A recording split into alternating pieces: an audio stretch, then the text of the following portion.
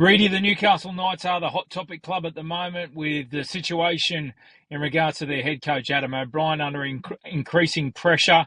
So too, uncertainty over the future of Kalyn Ponga still being at the club beyond next season. An increasing casualty ward where they are on the NRL ladder. It's a hot topic at the moment. Where do you see things moving as far as the Knights' coaching situation is concerned? Well, Dave, we spoke about this in the pre-season, and we said that they're a club that were at risk of imploding as the year went on, and it feels like they're on the verge of that. I mean, obviously, Adam will see out the year.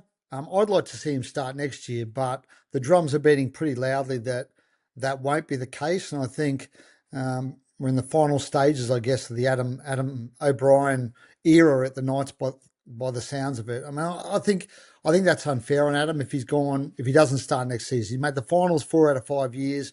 As you said, they've had a horror injury toll this year. And I think he deserves to start next year, but it feels like that won't happen. Yeah, it's going to be interesting. Look, Josh Hannay and Blake Green, their two names have popped up. So too, Brad Arthur. I'll say this, Reedy. I don't think Brad Arthur is in the equation, and I say it differently to a lot of people thinking in that the Matt Arthur and Jake Arthur, Brad's two sons, are now at the Knights. I firmly believe he won't go there because of that situation. He moved away from Parramatta. He was at Parramatta, and his sons moved away from the Eels on the basis of not wanting to be coached by Dad. I don't think Brad's in the picture. I think it'll come down to Josh Hannay and Blake Green if the Knights decide to move on Adam O'Brien. Just as far as the Ponga situation is concerned, this is going to be an interesting one to see how it develops, Rudy. Yeah, look, obviously the news, we broke the news yesterday that there's some rugby union interest in Kalyn Ponga. I mean, it's been a lingering issue, hasn't it, that Kalyn's got an interest in playing rugby at some point down the track.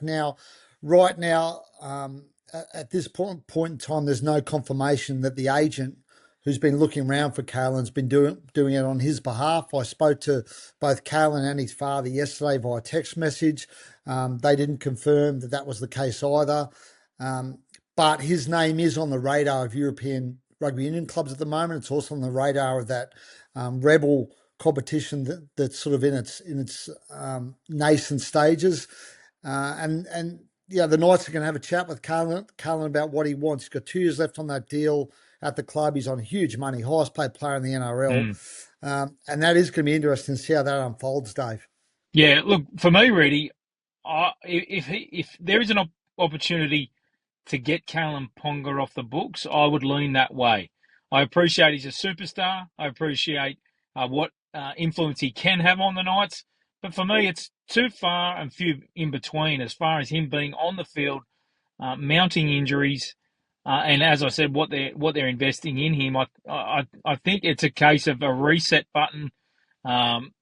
If an opportunity comes their way to let Ponga go. Gee, it's a big call, Dave, because he is, he's a skipper.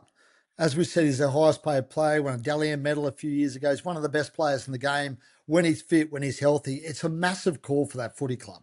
It is. Particularly, the other thing is, Dave, you've got coaching uncertainty going on. You can imagine, and Dylan Brown coming to the club. Part of the reason Dylan came for money, obviously, but I'm sure part of the attraction was playing with Kalyn Ponga as well. Yeah. And you touch on the coaches.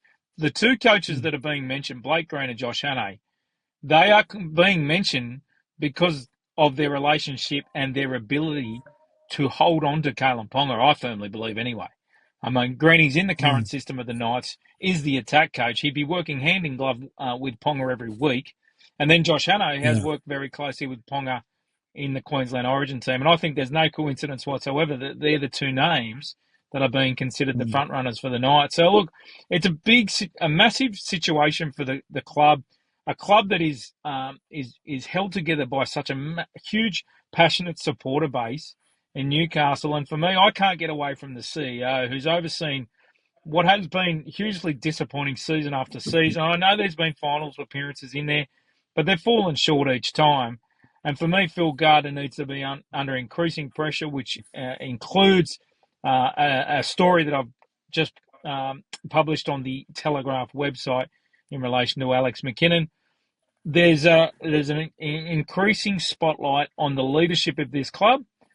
And Reedy, as you Mhm. know, there's still no determination on when Phil Gardner is finishing up as CEO, with the intention, we all thought, that it would be at the end of this season.